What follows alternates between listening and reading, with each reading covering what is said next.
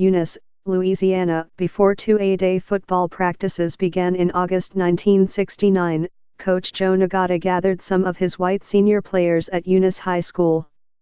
He told them to prepare for workouts more difficult than usual in heat and humidity that felt like damp clothes inside a dryer. Desegregation by federal mandate was approaching belatedly and nervously in my rural hometown on the Cajun Prairie, 2.5 hours west of New Orleans in St. Landry Parish. 15 years had passed since Brown v. Board of Education of Topeka, the landmark Supreme Court ruling, declared racial segregation in public schools to be unconstitutional. Neil Armstrong had walked on the moon a month earlier. Finally, black students from Charles Drew High School were, by court order, to fully integrate Eunice High School as summer turned to fall. "We don't know these other young men," Coach Nagata said of the arriving black players, according to Coleman Dupre, our star white running back. "We have to find out who is willing to pay the price." Integration happened uneasily at Eunice High School, after prolonged white resistance.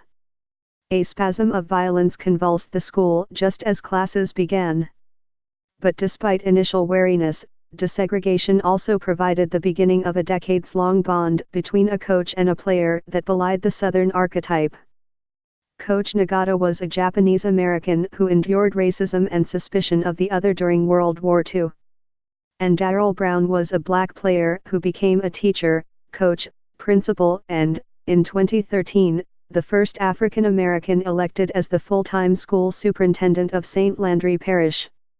It was a relationship I learned about as a sports reporter for the New York Times while examining the 50th anniversary of desegregation at my high school. It was a vital friendship that continued until Coach Nagata died in 2001 at age 77.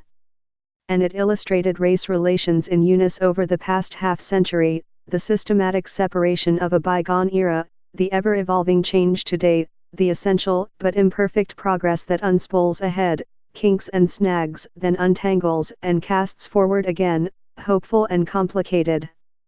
Darrell's parents and a number of black mentors strongly influenced him. His father was a teacher, his mother a librarian. His mother was so proud when Darrell became assistant principal of Eunice High School in 1999 that even though she was gravely ill, she visited his office in her robe and nightgown. But he also developed a lasting connection with Coach Nagata at a transformative moment in Eunice and across the South, when the line of scrimmage became a front line of a profound new social order. "Coach Nagata inspired me," Darrell, now retired at 66, told me recently over a long lunch and dinner of shrimp and crawfish. Darrell and I did not know each other in 1969. He was a senior, I was a sophomore. He was a starting defensive lineman, I was a backup center who played mostly on the junior varsity. He is black, I am white. We grew up about a half-mile apart with lives that were separate and unequal, governed by restrictions on who could live in what neighborhood, swim in what pool, sit in what section of a movie theater.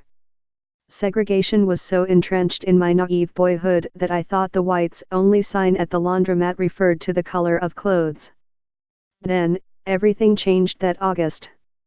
Black players and white players dressed in the same locker room, showered in the same showers, challenged one another for positions on the line and in the backfield. We were wary of each other, no doubt. But we were also small-town teenagers trying to bond as a team in an apprehensive meritocracy of helmets and shoulder pads.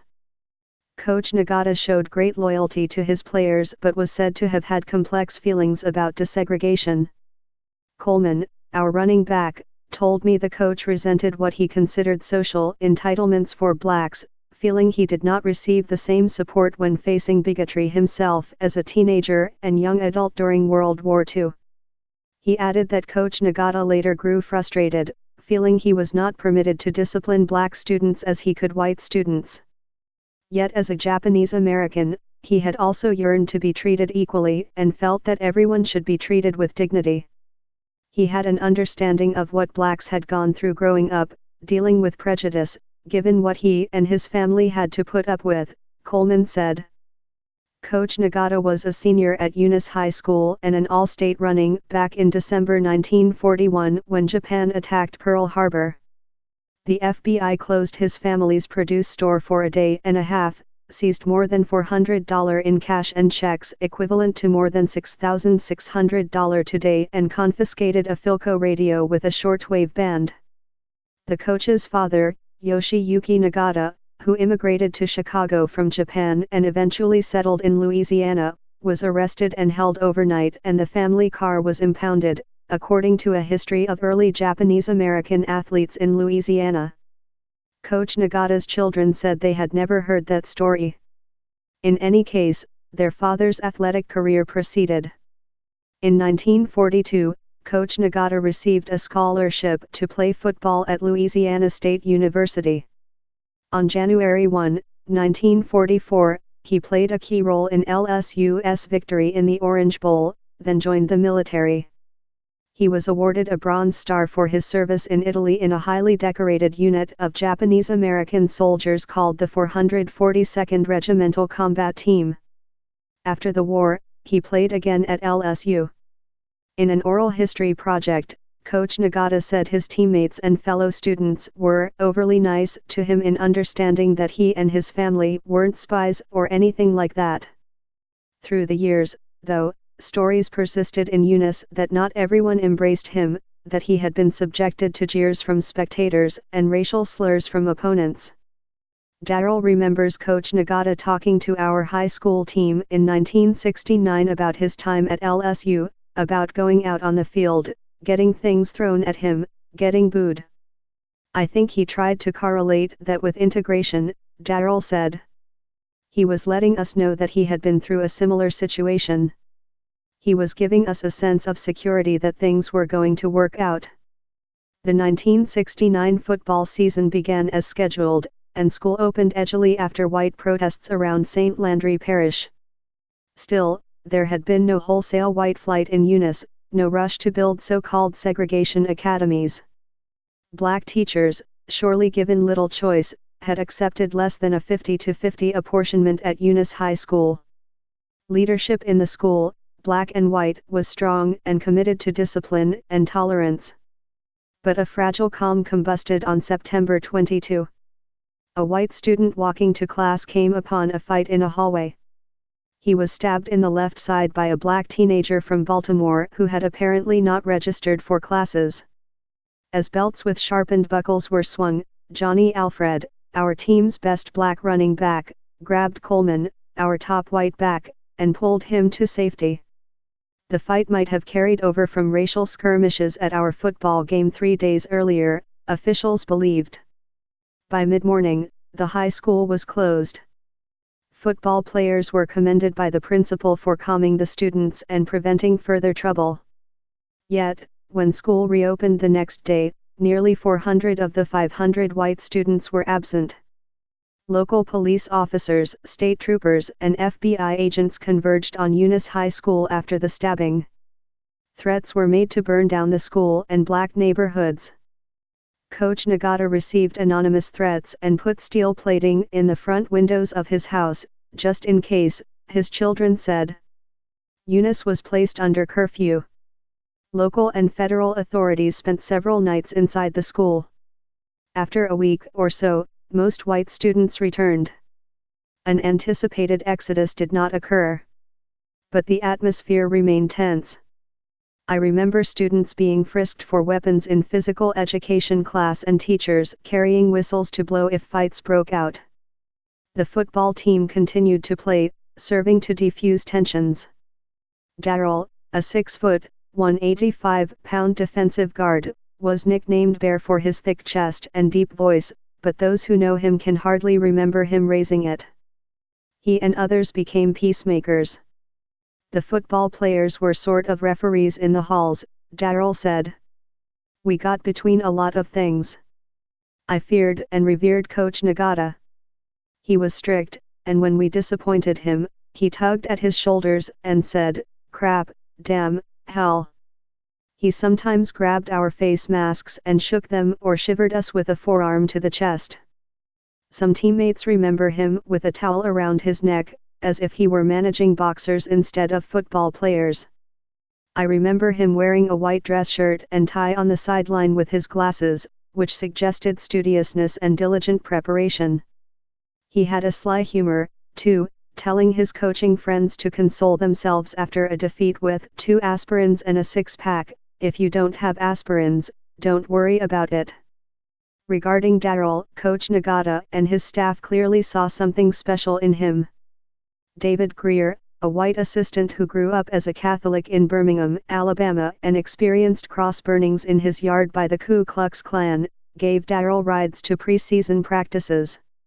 Later, he and Coach Nagata gauged Darryl's interest in attending a predominantly white college in Louisiana, where he would have been among the early black football players. "They saw something in me that maybe I didn't see in myself," Darryl said. After that 1969 season, Coach Nagata and Edmund Saucier, the Eunice High School principal, asked Darryl and other black players to speak candidly about their experiences with desegregation. Darryl asked why the quarterback who had been the starter at Charles Drew High was not given the same opportunity at Eunice High, touching on a corrosive stereotype that black athletes were not smart enough to be quarterbacks. Coach Nagata said he chose a white quarterback based on experience, not race. The white quarterback had played in his system for 3 years. Darryl said he accepted the answer and appreciated being able to speak openly. "I had never had dialogue like that with the principal," he said. Still, the early years after desegregation were fraught with strain that veered into tragedy on February 11, 1972. A fight broke out in a dimly lit parking lot at Eunice High School after a basketball game. A senior by then, I remember leaving the gym and seeing a trash can arc through the air like the jettisoned stage of a rocket. The next morning, Coach Nagata phoned me and other football players with grim news. The brawl had led to a stabbing. A white teenager from the visiting school had been nicked in the heart and died in the night. "Come to school," Coach told us, "and help look for the knife." We never found it. Our best football player, who was black, was arrested and spent a week in the parish jail before being cleared and released. Coach Nagata visited him regularly, my teammate told me, and even brought him cigarettes.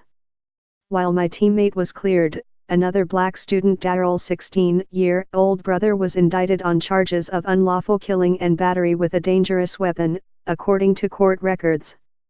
But the evidence was apparently considered insufficient, and the charges did not hold. The case was sent to juvenile court, and the file remains sealed. Darryl's brother received probation after pleading guilty to a count of juvenile delinquency, according to news reports in the highly publicized case. He has long maintained his innocence in the knifing. What happened that night in the school parking lot remains unclear.